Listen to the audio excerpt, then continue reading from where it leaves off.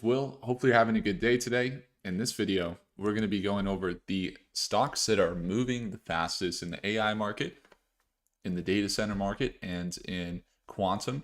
What we saw today was a pretty large market pullback. Our portfolio was down about 1.7%. We saw some pullbacks there on BBAI as it pulled down from that $8.90 range down to that $7.25 range. Kind of looking forward to that pullback actually this morning. So we got defense markets moving as big bears in defense. You also had CTM have a fair pullback there down to $1.34, kind of pulling back into that trend. You saw SPY also make that correction. So in this video, we're going to be going over some of the top AI stocks to be watching right now. If you're most interested in data centers, some of the infrastructure that's powering the future of AI, in space tech, so kind of humanity's frontier and where companies are building technology that's out into space and orbit, and maybe even some lunar tech, so things going on the moon or going to Mars. We'll probably jump in a little bit into semiconductors, but we'll also see what everybody's kind of talking about inside the chat. So if you guys have any ticker symbols, feel free to comment them. Be more than happy to take a look for you. Boris Strong says hello. Jose says hi. What's going on? We got Boris and Jose here. Let's jump in. So I'm going to start here with a quick overview on BBAI, and then we'll jump straight into APLD after that and continue from there. So Big Bear AI has had a lot of growth regarding their, maybe not their financials, as it's been kind of just holding steady on their revenue, and revenue's been holding steady. Balance sheet was not looking good in 2024, but they cleaned it up here into 2025, reducing their liabilities. So their assets look fairly good. The other thing that we see here is this market cap kind of grow up to 2.15 billion. A lot more hype articles comparing them to Palantir because of their new tech, the Very Scan here, that's getting deployed into airports quite aggressively. So that's something that's happening. Now, outside of the kind of movement into new contracts, Department of Defense, they've had some Homeland and Border Security contracts. They are working with the Pentagon, and they're also working with the Army. They have a $160 million Army contract. And they also work with Redwire, which is a space company we'll most likely jump into. So on that sense, we've seen them pull back today. They're at a support here we were talking about earlier today, about $7.40. We'll be watching here to see if they bounce and continue back up to that $8 price point. Big Bear AI might be trading high right now in the near term ahead of their earnings, but it's possible they continue the momentum if their earnings, if this continues and the market can continue to rally, then we could see Big Bear pull this move back up into that $8.50 range and maybe even make higher highs into that 20-cent growth opportunity if we see the market hold positive. Big Bear AI hasn't had catalysts as it doesn't have its earnings report out yet, so it's possible that it won't hold. We just have to see how the movement looks. If we see a nice validation here and we see it kind of hold this tomorrow morning, maybe we look for that little 4% swing up or that longer term swing up into here, about a 16% gain. We have our long-term positions on Big Bear, which will continue to hold. In the near term, we'll be watching that $7.40 range and that $8 price point as their closest resistance right now. So kind of between here, and we'll see how they hold. But definitely a nice little bounce there after hours. See it push up about 2.8%. So those are the levels, and most likely we'll be trading it at market open. And if you guys want to join us at market open, you can always find that in the second link in the description.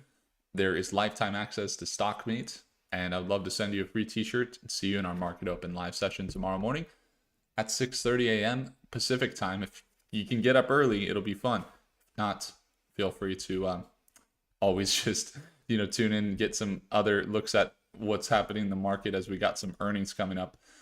Now we'll jump into APLD here. Oops, I got to complete a profile. That's okay. APLD is the one that we're going to take a look at as they haven't had their earnings come out, but they are a data center company. So data centers are definitely something we watch closely. They are really a critical foundation for the growth of AI, as many AIs will run off of data center growth. And so I could actually, for example, kind of like pull up, I could come into here. We actually have our app open for some future-based analysis. So we'll actually see right now, this is using data centers because it's now working with OpenAI, with it, which is ChatGPT, with GPUs and what have you, to go search and find some analysis for APLD. So we'll take a look at what the with the financials, the news, and everything else considered, how it looks.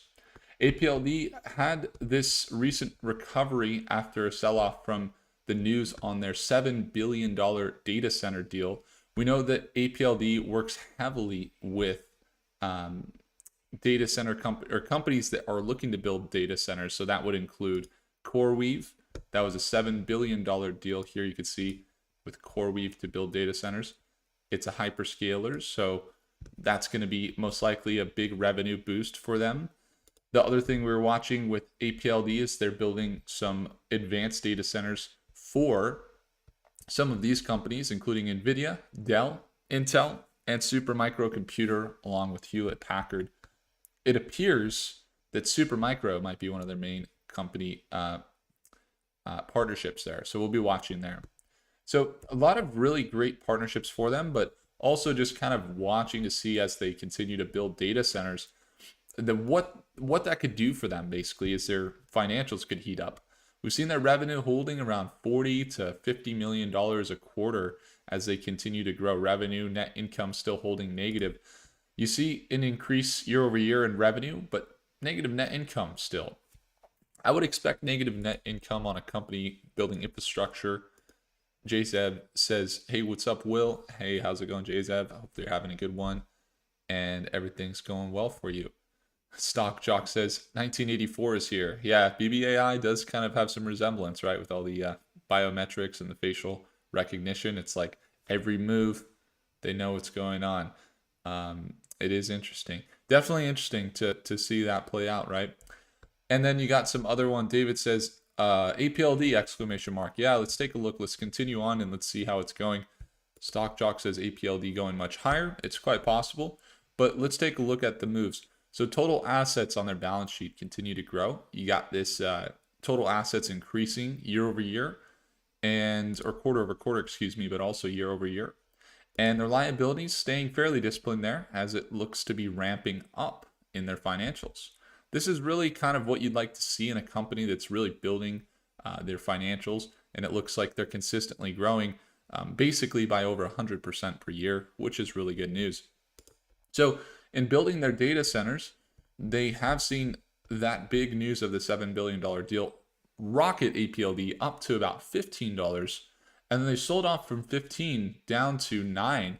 And that's kind of what we're watching. So that peak at 15.50 was back on June 8th. And then they kind of sold off, became a little bearish below this EMA. And then they shot up very bullish up into this $12.50 range before selling back down. And it's actually funny because we were just talking about yesterday. I didn't draw anything new here. We were just talking about how APLD, we'd like to see it make this move up to $14, but it could make sense. It sells back down to this 200-day moving average, sells back down to this previous resistance on its way up. So I would imagine this level, if we're going to see the market continue its good directions, again, just a friendly reminder, we got Taiwan Semiconductor had some good earnings. Tesla is reporting on Thursday. Wednesday and Thursday, Intel, I believe, is reporting earnings. So that could be a nice catalyst potentially as tech companies start to report. Brandon says, Bam Bam is here. What's going on, Brandon? Good to see you, man. So we got this potential move with APLD. We're looking at about a 23% increase if it bounces at this $10.90 range right here that we've been watching. And other than that, if it doesn't bounce, then you got to look really at the 200-day moving average, see how it could potentially pull below. That would be kind of probably a market direction thing if we see the market sell off for some reason tomorrow, as we did see some institutions take some profits recently, then that could be the case. But APLD, while it's been ramping up, it's still kind of where it was at back in December 2024. So it's quite possible we see that run continue and that it bounces at this $10.80 range. If it does, most likely when that happens, those are the types of trades we look to take in the couple week long to shorter time frames for buying APLD. I have some long positions on APLD, but definitely looking to capitalize more on the company. And if we see that move start to play out, potentially we'll be trading it and looking for that recovery of between 20% to about 40% recovery on APLD up into those highs around $15. So that's going to be a focus for sure. And we had a lot of focus too on the financials as they are looking better. And what we'd like to see is that market cap continue to grow. It's just going to come down to as well their earnings, that they continue to show signs of growth. Obviously, they have a big deal in the pipeline with CoreWeave, that $7 billion. But we do want to see some money continue to hit their balance sheet. That just indicates that that growth really is coming. I think one thing that happened too is right after this deal, CoreWeave ended up selling about 5 to 7, something like that, $1 billion worth of APLD. And because they were a holder, most likely to allocate into infrastructure and end up paying APLD for the data centers, which might see a big revenue increase there on APLD. So market cap goes down, but revenue might go up, which is kind of a win-win there for APLD potentially. Let's see. Rich says, do you think APLD will go up tomorrow or keep going down? I don't know, Rich. That's a good question. What I know is that if we start to see it find support and the greater market directions up, we saw some distribution today in the markets. And then after hours, maybe we're seeing manipulation and we'll see the markets turn green and kind of spike at market open tomorrow and then hit distribution again. Or maybe, this distribution will be over and we'll start to see an accumulation phase. But really, it's just kind of, we monitor, we confidently invest in it and trade it, but we don't know what's going to happen next, as I'm not sitting at the desk of the guy that's pulling the trigger over at BlackRock or Vanguard or Goldman Sachs. Nobody really knows. You just have to manage the risk on the short term and look for those long-term opportunities that can continue to grow over time. Ideally, you're looking for opportunities that are attracting that institutional interest in investments. Hopefully that makes sense. So Gunny Brar says SoundHound. I would love to take a look. Before we do, Jose says, can you take a look at Black Sky? Yeah, Black Sky looks good, Jose. Jose's got a few, he said Black Sky, KSCP, Sound, NVTS. I see your comments there, Jose. I mean, for me to look at all of them, it's going to take a while, but we definitely can start off there. Or Jose, how about this? Tell me, out of those 4 that you commented, what's the number 1 stock that you want me to take a look at? And I'll take a look at that one. How about that? And we could go from there. Just because you were the first guy that tuned into the live stream, I see maybe the second comment there that you made it in. So I would love to do that. So where we're looking to, now Zir says, I'm here, check out SES or SES AI if you have time, bro. Yeah, absolutely. Appreciate it, man. Thanks for tuning in. And Eric says DPro. So I'm going to give about 4 more seconds for Jose to comment his ticker symbol. We'll give 10 more seconds. Comment the word Jose and remind him he's which ticker symbol. You commented a few, which is the main one you're going for, and we'll do it in 5, 4, 3, 2. The cooling system's not working on the rocket. We need to abort mission. All right, Jose. So we'll just go with the first one that you said there, which was Black Sky.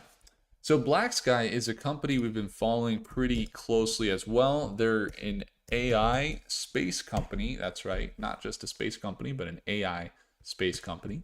I have some long-term holds with Black Sky, and we recently saw them pull back. Now, Black Sky, for the most part, has had pretty consistent consolidations since their IPO. IPO'd back in 2021, sold down to from about $95 down to about $8. And we saw it consolidate for about 4 years before making this big move that we were able to catch back in beginning or mid-June we got in. And now we've seen it get up to this $28 or $29 price point and sell back down. So it rallied from $9 in June up to $29 in July, so mid-July, and then sold down recently. And then as we're getting into the third week in July, now they are the fourth weeks, $22 a share. So $22 a share, we see that pull down happen, and we're looking at now a bounce potentially. So couple levels to watch. It's very similar, right? Very similar. We don't want to get faked out. Maybe the market corrects more. That could happen on a lot of these stocks, but there's this pull down to this previous support, this previous resistance, which could be a healthy pullback, and we see it bounce. And if it does bounce, it's about a 10% swing up to that $24 range. And if we see it fully recover into those highs and continuous uptrend, it's about a 35% increase. Now, if it doesn't recover, then we got to watch closely and see where its next support is. But when we're looking at some of their investor relations, they have this technology that is satellite imagery that can track cars, boats, airports, probably people, I would imagine, definitely tankers, and they have secured a fair amount of deals and recently launching with Rocket Lab. And they have this new technology. Not that satellites aren't new. They have a very, very good rapid decision making AI that can essentially have the satellite images be converted into some really good tech for defense companies, for international governments. They work with a few different governments. They have some really, really great images from their Gen 3 satellites. As you can see, very high quality of the ports. You can see the boats, you can see the ripples of the waves, or of the airplanes, So there's a lot of reasons why they're getting some growth recently. They got some contracts and they continue to secure contracts. Their market cap is at 780 million, which is still fairly small. Not a tremendous amount of hype, but an okay amount of hype. Their quarterly revenues have been consistently kind of growing quarter over quarter and year over year. Their revenues increasing, and they just passed that $100 million mark in 2024. Then you got the balance sheet, and the balance sheet actually looks pretty good too. See that increasing quarter over quarter, with their total assets nearing 300 million, with their total liabilities at 196 million. So they're good with their cash, they're good with their product developments, and they seem to be rolling in more contracts. When I went to it was the Colorado Springs Space Symposium, I got to meet with some of the companies there, and they were super nice and told me all about their products, and I got to talk with some of their partners as well, including Rocket Lab. And what I learned is that they're really focusing on AI in space. So we could see them, I believe, around like a $1.5 to $2 billion market cap, given their financials and what we're kind of seeing. In that case, that would be a recovery of, it's so funny. Sometimes companies IPO and just continue to tank and tank and tank, and then the market catches on. Like a really good example is like Robinhood stock, right? But recovery and a continuation up to that previous resistance there that we saw previously would be a 37% increase. Now it is getting volatile. It just peaked out huge and starting to sell down. So it's possible that sell-off continues. So if you're not in it for the long term, it's really important to have a plan. If you're in it for the long term, these are when you look for buying opportunities and it continues to sell off. But definitely in the near term, having caution, but being able to potentially manage risk and look for that swing. The margins for profit that we've seen on Black Sky have been pretty significant as of recently. So we'll continue to watch them. All right, so it looks like Jose commented, And Jose commented and he said, a Rigetti question mark. And then he says NVTS. And then he says TX. Jose, you got to make up your mind, man. You gotta find a decision for one and then just stick with it, I think there's like 7 ticker symbols now that I gotta look at there. Oh man, that's funny. You say TX, Will, you good, man. All right, I'll take a look. Really appreciate you guys. Thanks so much for tuning in. You got James in here, Sandesh, Mark, Nazir. You got Eric. Eric says D Pro. I've seen that one before for Eric, so I'm going to jump right in. D Pro Dragonfly is what it says. So this stock has faced a large amount of manipulation in the past. Just kind of a heads up. We were just talking about it though. Company selling off from their IPO down to this $1.55 range, and then starting to recover back up to what was $7. Looks like they're super volatile, really building a ton of highs right here that you got to watch out for. But we could take a look at the financials and then we could see what it looks like. So it's going to be D Pro stock Dragonfly is what it says. Looks like their revenues have been just around 1 million a quarter. So breaking down to little bits over 350K per month. But their net income, just for reference, in that same kind of average, it looks like they're negative about $3 million per quarter. Balance sheet kind of declining, it looks like, but not too bad. Definitely would like to see a little bit better balance sheet. They don't have very much cash, and they're losing more cash on their net income. They don't really have much cash. So the financials don't really look good on D Pro. Looks like they just did a public offering, which is fine, but it means they're raising money. And sometimes that means they do that because they don't have enough, and they're doing it so that they can, I guess, compensate for the fact that they're not, getting money from their product or their sales. Sometimes that's the case. So we could take a look at their product and see if there's anything unique. But other than that, it looks like a no buy.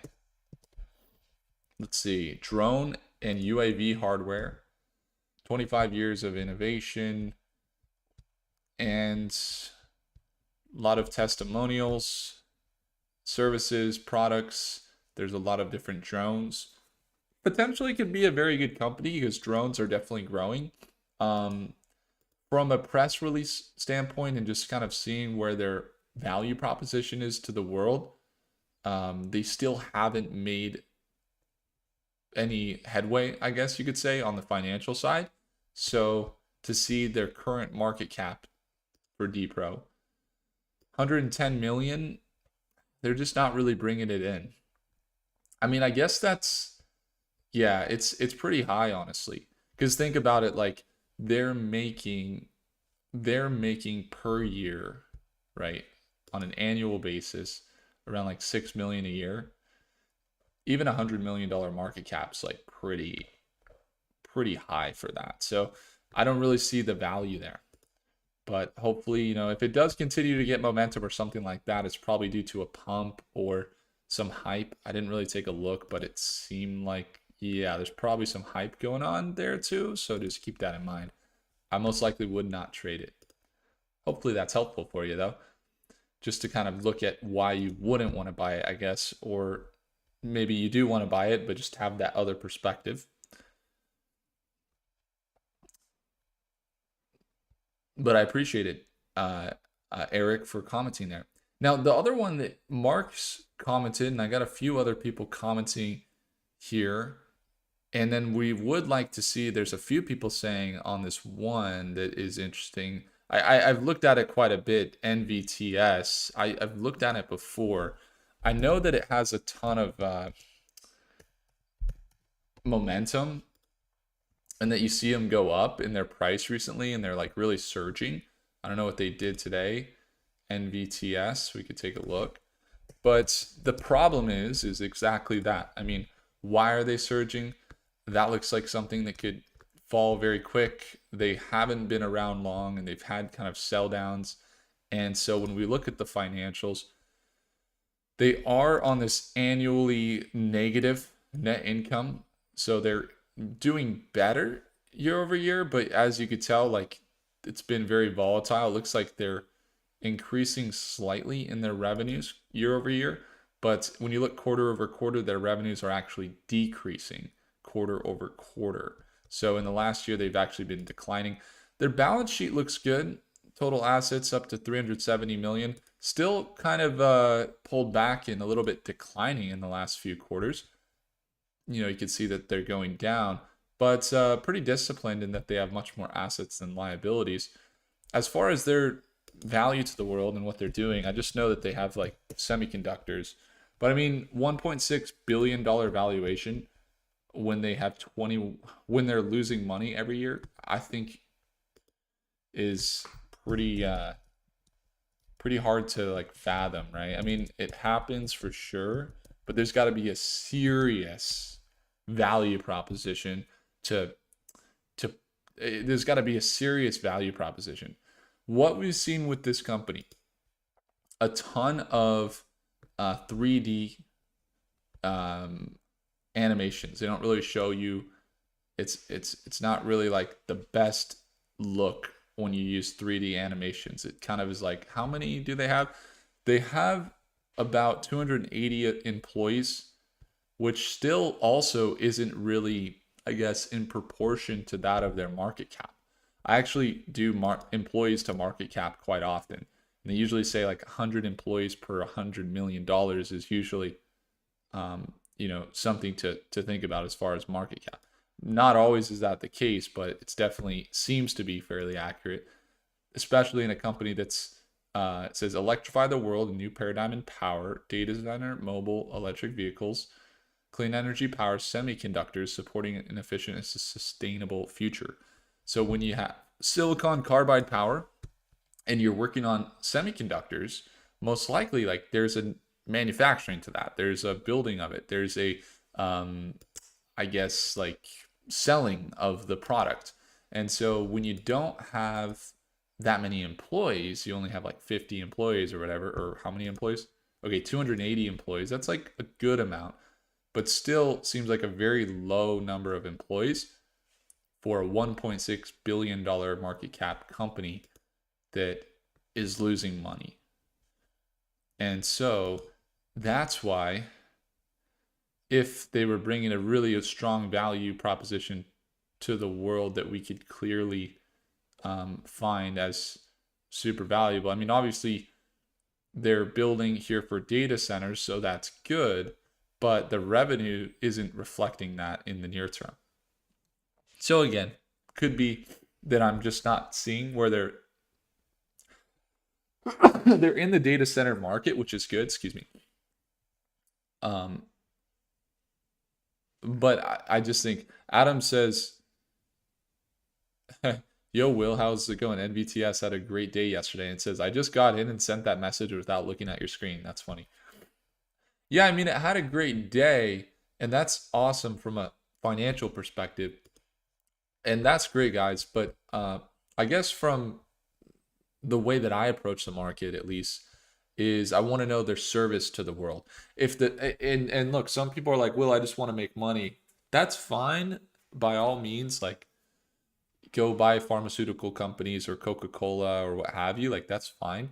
But I usually always invest in companies down to like all of integrity, and that if it were to dip or anything, I'm totally good to hold that company for 5 years, 10 years. And some people say, Will, why do you do that? I mean, it's worked for me very well. There's been a lot of times where I thank myself for doing that because of the intrinsic value and integrity that like I could sleep at night. I understand the company down to its core. Like I would rather understand a company down to its core and watch it go down than watch a stock go down that I don't understand, you know? So, I mean, I understand that there's like, it's growing and we can make money, but when I know what's the difference between people that have most times become very wealthy versus those that are poor, a lot of it comes down to like focusing on service rather than the money. And the most cash rich, profitable stocks that I've ever found just come down to the one thing of like looking at their service to the world, that it's unproportionally just so much greater than that of their price and intrinsic value that we're seeing as far as stock price, and that their actual intrinsic value is so much greater than their stock price. Those are like the types of deals that I love to do. So that's why I'm like, we look at it, and probably won't look at this one until we have some major catalyst that really shows a reason why they're going to go up. You know, that's going to be the approach.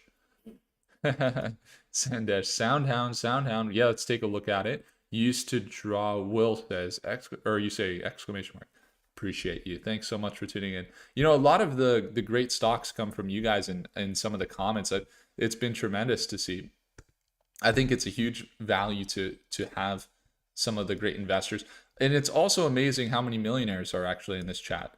I have seen three people in the chat that I personally talked on the phone with. Because whenever you join Stockmate, for example, I call you. We usually talk one-on-one, and you get our daily live trading sessions in the morning, like tomorrow morning. We're going live at 6:30 a.m. Pacific time. You get an email like 15 minutes before. And I always call people to make sure they're on track. They know the email's coming. They know how to get into live sessions and stuff. And I also keep track of portfolio values of people that are in Stockmate.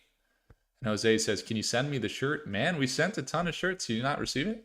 I'll make sure you shoot me an email if you haven't got it. We're definitely sending them.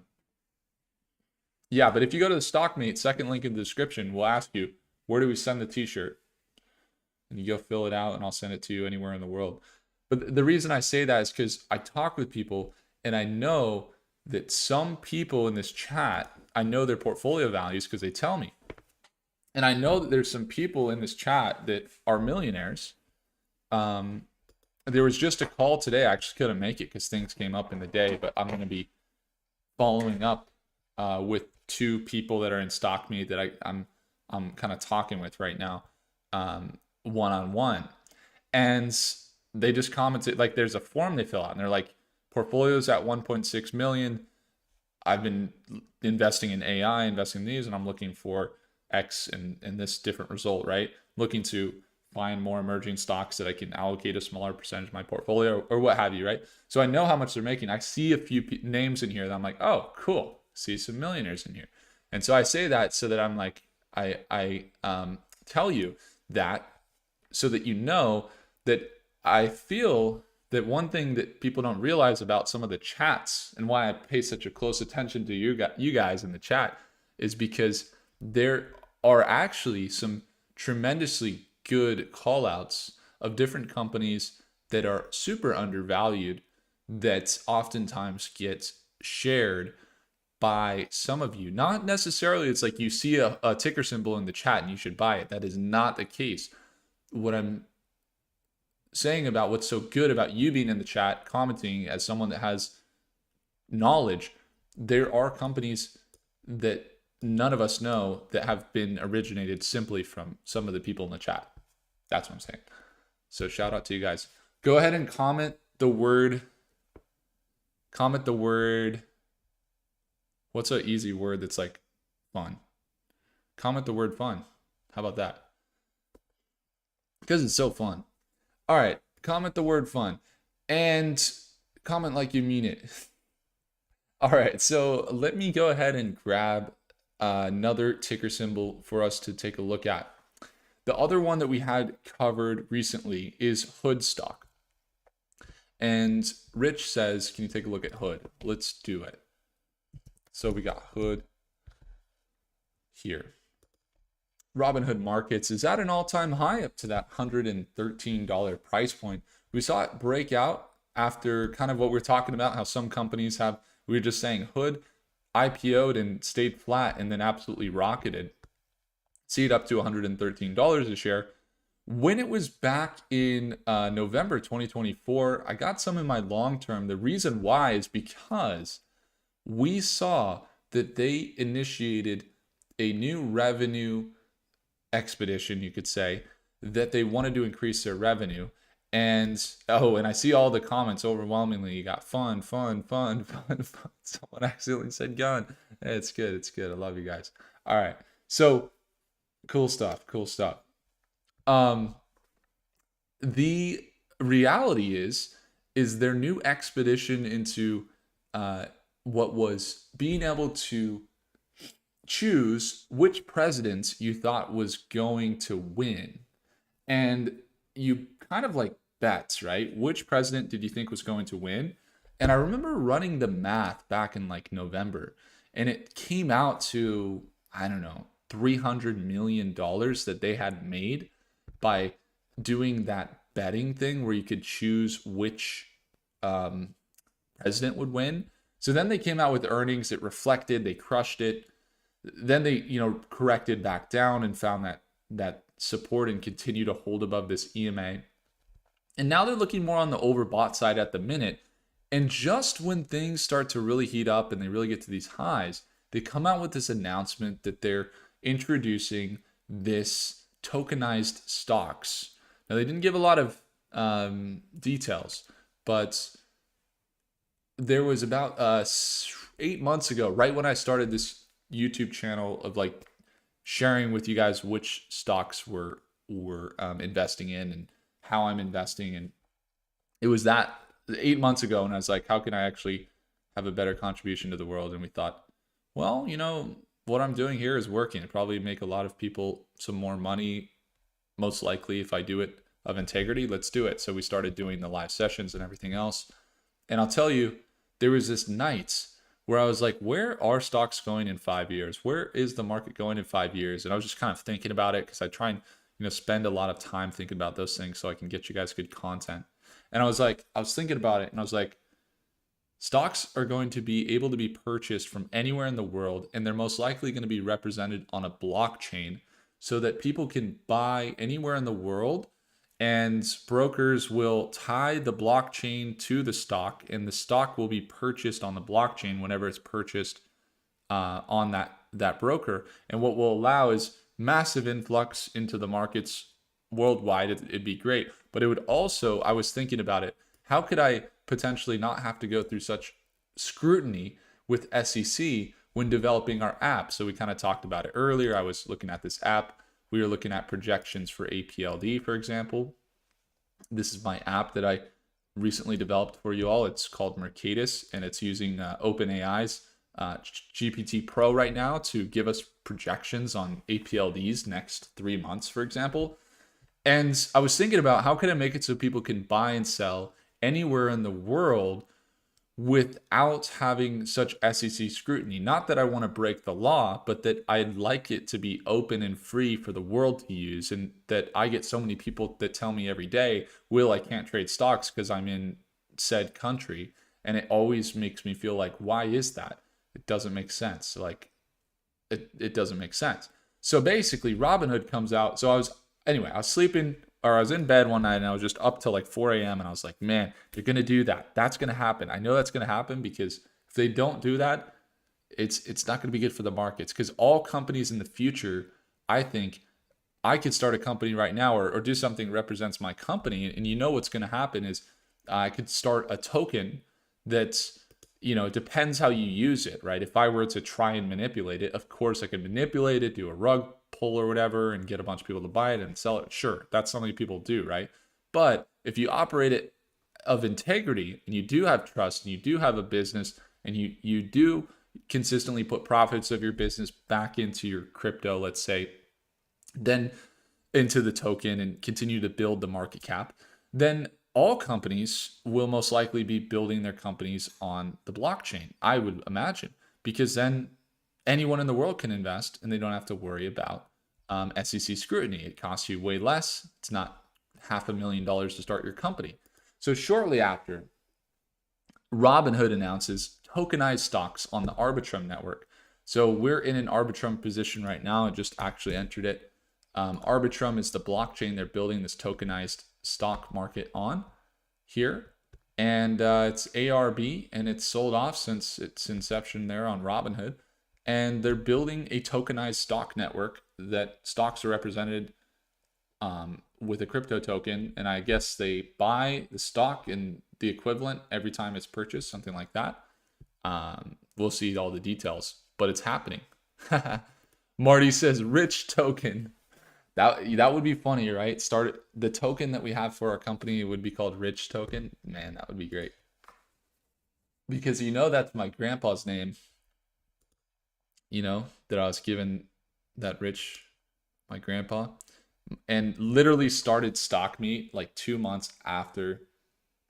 Started Stock Me like 2 months after my grandpa passed.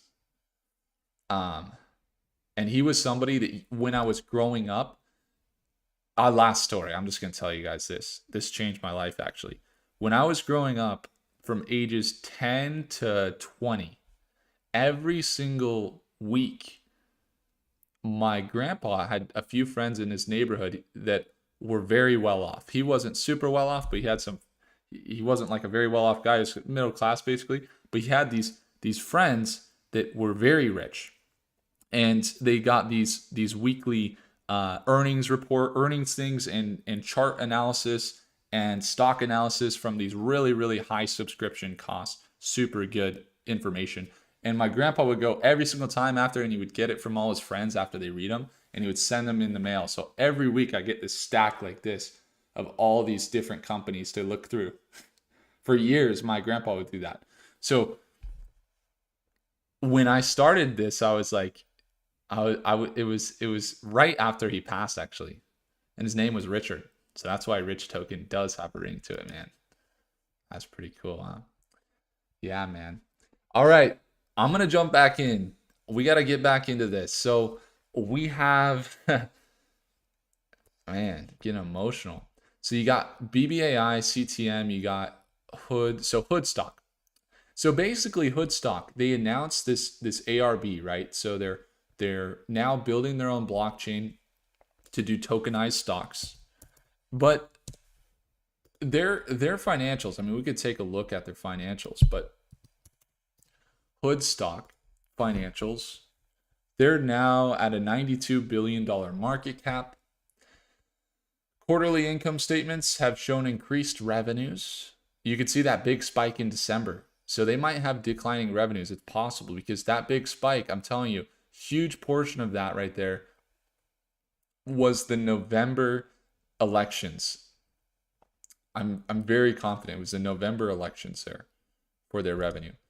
You see their revenues increase. Balance sheet, total assets up to 26 billion. Liabilities fairly high, pretty normal for a financial institution. Not anything that super stands out though. I mean, we take a look at their company. We do see them kind of get up into some pretty high multiples. PE ratio at 60, so getting up there. Usually we want to look for something around 20. At least that's what Warren Buffett does. We don't always abide by that. But market cap 92 billion, all-time high basically. We see a pullback. I wouldn't buy it right now on a short-term trade, anything like that. It's possible it continues to rocket, but I think there's a lot more risk there. All right, so Sandesh says, so that's kind of how it looks. I like their tech. We're using it right now, personally. Like, it's good tech. I have a partnership with them. You might even see ads with my face on it. They reached out a while back and wanted to do some campaigns together. So I've worked with them. They're a great company to work with. They sent me a bunch of really good stuff. It was just after I turned down a deal actually for Woomoo. They wanted me to do something, and I'm just going to say the company. I didn't have to. Maybe I shouldn't. But basically, there's been some not so good stuff around deposits and people not getting their money and something like that. So I'm not going to take the sponsorship. We're not going to do it. But then a week later, Robinhood reaches out and we get a Robinhood partnership, and now they're running ads with us, which is cool. So things work out, you know. But what we see now is their all-time high. I just wouldn't touch them in the short term. But long term, you know, always looking good for Robinhood. I've been covering them. I got videos back on YouTube from 2018. I live near where they started here in California. So I like the company. I've liked it for a long time. So I'm all in on the long-term future, and there's different things we could go into, but we're not going to go into it as far as like controversies with Hood stock. But I think they're providing value tremendously. So what we have next is Sandesh. He says SoundHound. SoundHound is an AI company that specializes in, looks like last time we were looking for that bounce at $10. It did bounce. In fact, looks like it not only bounced, it bounced some more up to that $13 range, a 20% increase, and continued that run. Then it got rejected. We see it sell back down. So 9% since our last bullish sentiment. We're kind of looking for that move to take place. It did get rejected. Maybe it even sells back down to this $10.90 range. Why SoundHound? Well, SoundHound specializes in AI voice, and they have some really good partnerships with companies like, what is it? Hyundai. They got, what is it? White Castle. They got BBVA. They're in Chipotle. They're in Lucid, Cars, Kia, Hyundai, Genesis, ASICS even, Teva Pharmaceuticals, NVIDIA. They got a partnership there.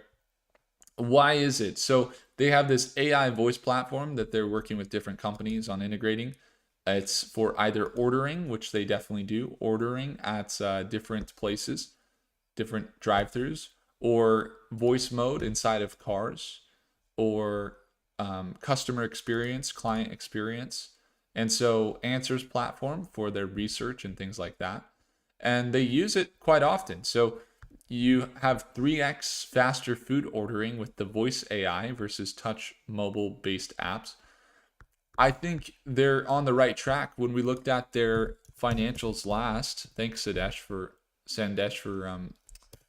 dropping that one. Appreciate it.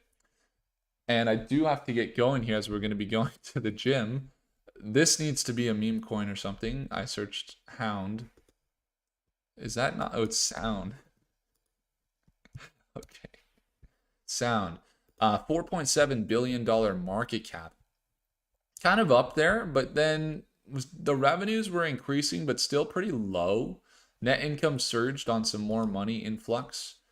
They've been increasing their revenues, but definitely still in some research or at least some infrastructure building, as the net income has had some negative quarters. Their revenue's up 150% year over year. Really good signs.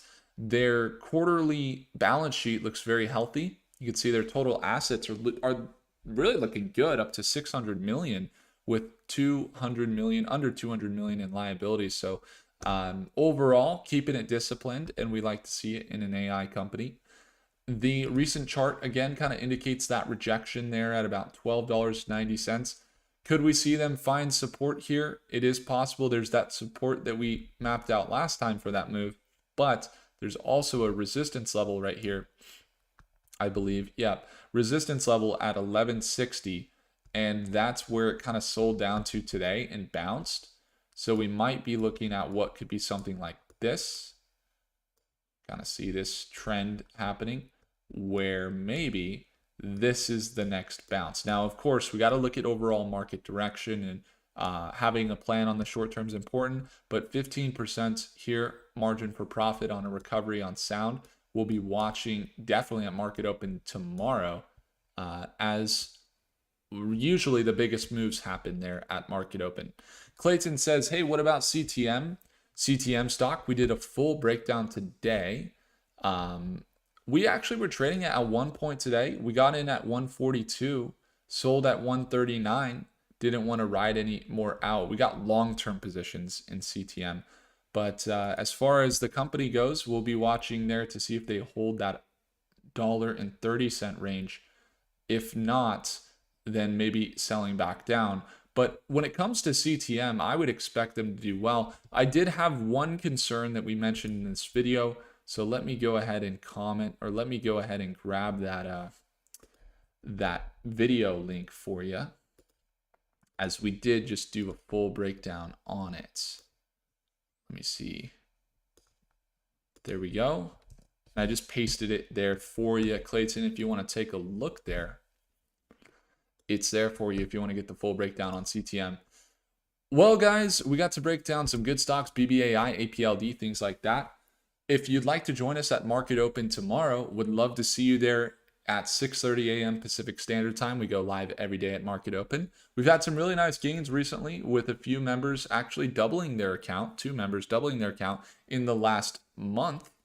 It didn't happen in 1 month. It happened in, one of them happened in 4 months, and then the other one happened in like a month and a half. So pretty cool.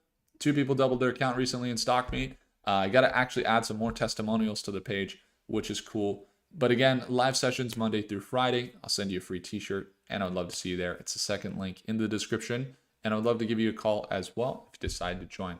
Thanks so much for tuning in. If I earned your thumbs up, smash that like button. I see some good tickers. I got them written down here. We got SES. I got it written down now, Zir. Thanks so much. I see it there. I will take a look. GOVX, I'll take a look there. And we'll do another analysis at some point. A while back, I think I saw there was Nalzir said there was a DoD contract on one of those, and then James said CISO. So I'll take a look there. But thanks so much for tuning in. Hopefully you guys have a great rest of your day. Do consider subscribing, and I'll see you in the next video. Take care.